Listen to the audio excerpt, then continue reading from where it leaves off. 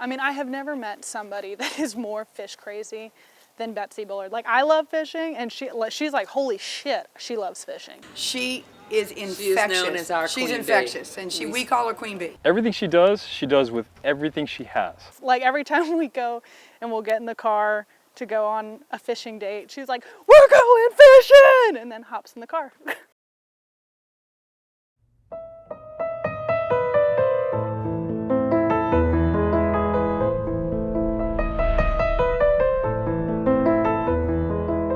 Well, you can stop trying to figure it out, because in all the years I've been fishing, I can't tell you why. I just know I have to. It just makes me full of joy, and in a place that I love, and it's just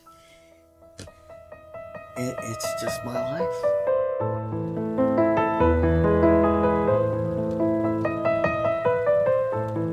Fishing is the whole ball of wax. It's the whole ball of wax of life for me. I mean, it's a passion that overcomes any boundaries. It really does. And I can't tell you why, but it just does.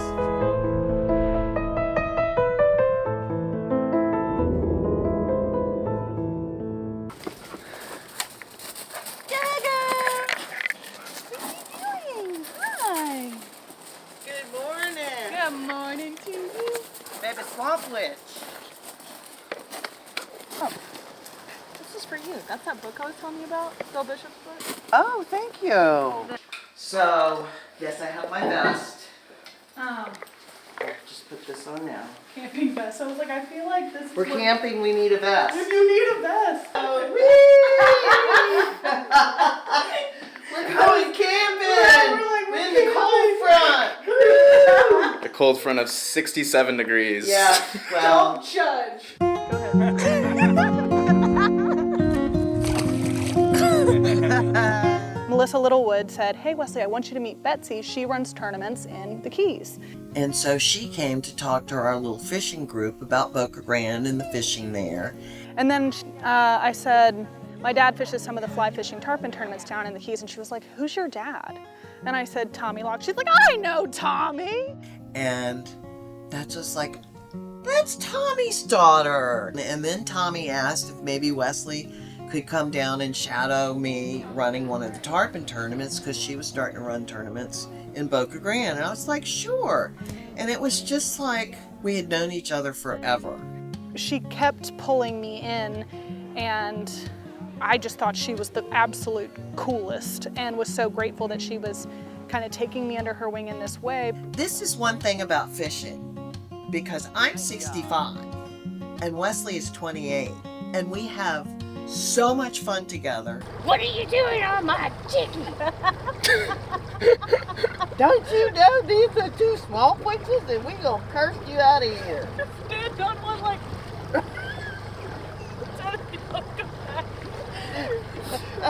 push their shit off. Kind of go. Got my mom socks for Christmas that said, I love Jesus, but I also cuss a little. Whoa! That's a big fucking ass fish. The journey has been mother-daughterly. The journey has been friends. The journey has been, oh my gosh, we have so much fun fishing together. Oh my gosh, how do we make a difference and fight this conservation thing? Because we know we can be a part of helping it.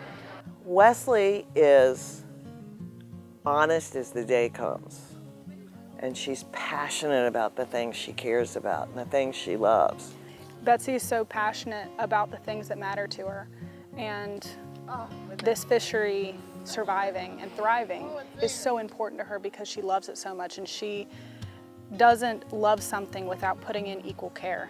And for me, you know, it is so lovely to have someone who wants to learn what I've learned, who cares like I care. And we may be separated by a lot of years, but we have the same makeup. It was a choice for her to take me in and kind of work with me and guide me. And I just feel grateful every day that she saw whatever it was in me that made her say, I want to be friends with her. I want to be a mentor to her. I can bring the 10 and 11, then we can have an 8, 9, 10, 11. Okay, well, I can almost promise you with this cold front, Right. tarpon, no. But you're saying there's a chance. There is a chance. There's hope. That one in a million.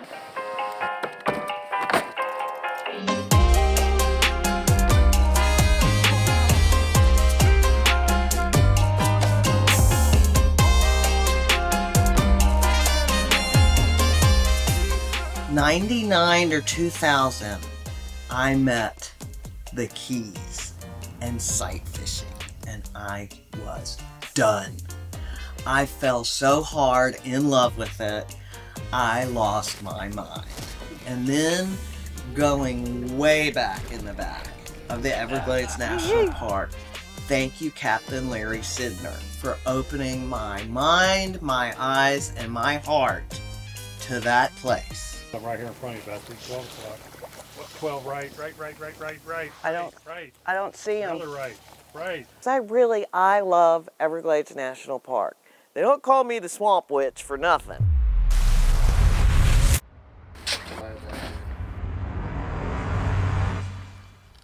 From Hell's Bay, live. It's Good Morning America. From Hell's Bay to heaven. Yep. I love it back there. There's nothing finer to me than weaving back along these little creeks all the way back into this dense mangrove system and just seeing this freaky ass shit that you don't see anywhere else in this whole world.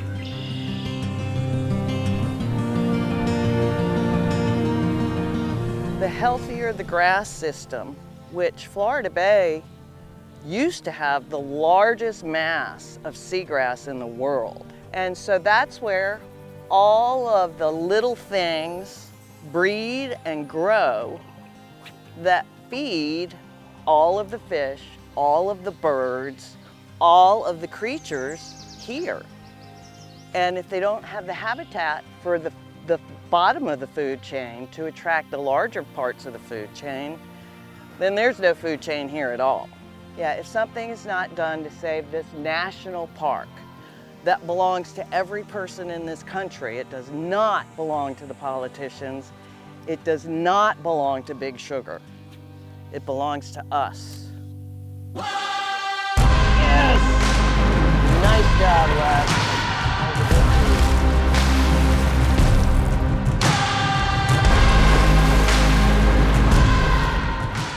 I don't know that it will ever be 100% like it used to be, because that was Mother Nature that made that. And man has destroyed it. And now science is trying to put it back together again. But I think it definitely can get pretty darn close, at least enough to save that whole ecosystem.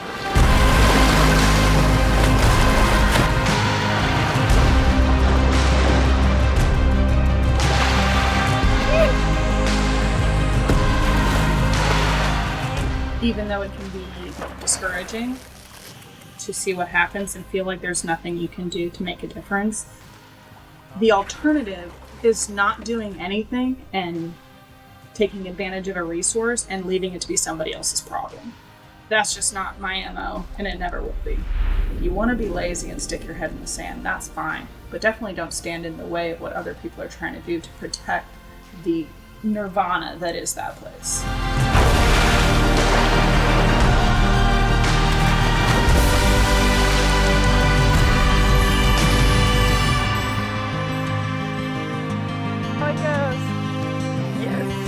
Great job. Wonderful. Well, I always have to have the hope, because if I don't have the hope, then why even be here? I couldn't live with myself if I didn't keep fighting. It's not just about fishing. It's a freaking national park. It's like the 8th wonder of the world, this ecosystem we call Everglades National Park. And it's almost gone.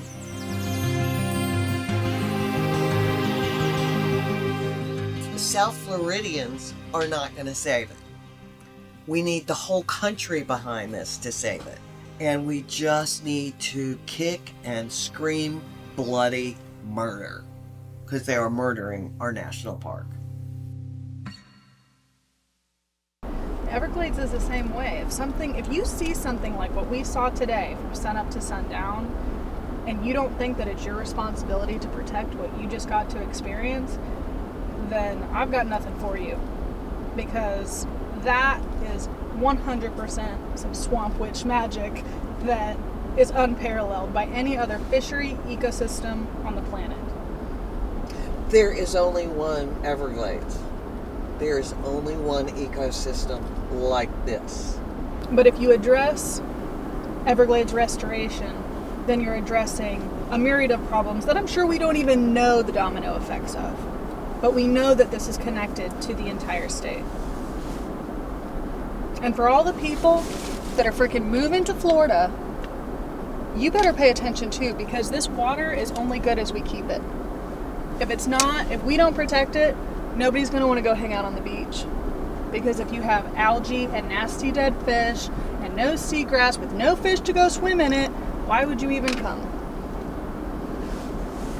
That's what we're out here trying to scream about. If you're not concerned about it, if you're not using your voice to spread awareness, then you shouldn't get to play in it.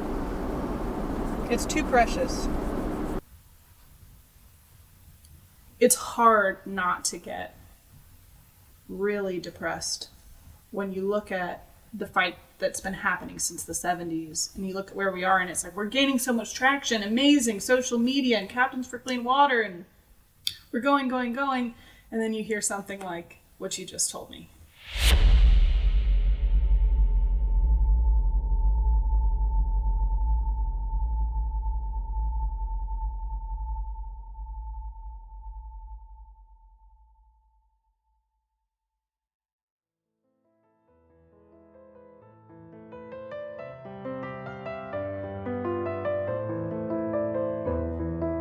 Florida fishermen and environmentalists traveled to the Capitol to protest the bill before today's vote. The maneuver has drawn outrage from the governor's office to local clean water advocates.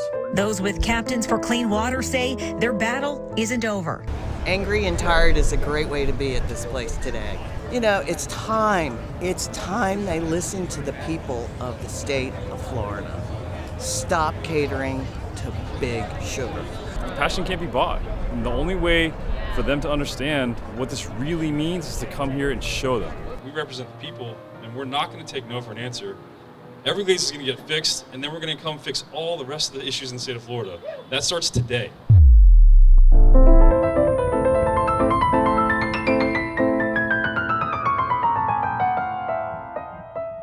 It's absolutely imperative to have public knowledge because it isn't about money. It's about people. It's about people standing up for what the right thing to do is. It's a big, ugly, greedy money machine. And in this day and age, there's tons of those everywhere, all over this world. There's one Everglades.